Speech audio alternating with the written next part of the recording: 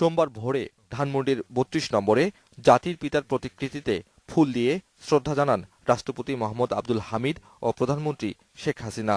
শ্রদ্ধা নিবেদনের পর কিছু সময় নীরবে দাঁড়িয়ে থাকেন তারা। মন্ত্রিসভার সদস্য, উপদেষ্টা, ৩ বাহিনীর প্রধান সহ সরকারের উচ্চ পদস্থ কর্মকর্তারা এ সময় উপস্থিত ছিলেন। এরপর দলের জ্যেষ্ঠ নেতাদের সাথে নিয়ে আওয়ামী লীগের পক্ষ থেকেও শ্রদ্ধা নিবেদন করেন দলের সভাপতি ও প্রধানমন্ত্রী শেখ হাসিনা।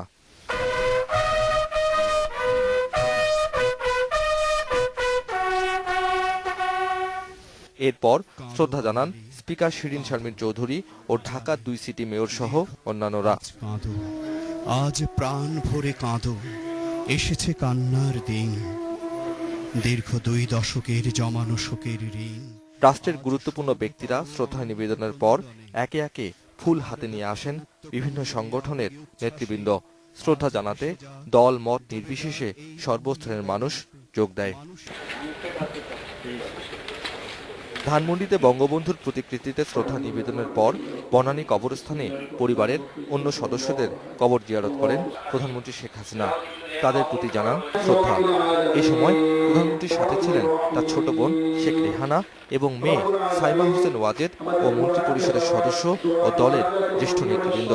এরপর বনানী কবরস্থানে শ্রদ্ধা নিবেদন করেন সর্বস্তরের মানুষ।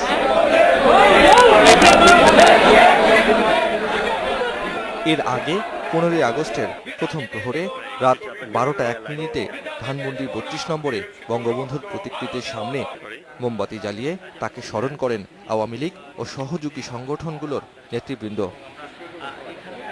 Abdullah Al Rafi, independent news, Dhaka.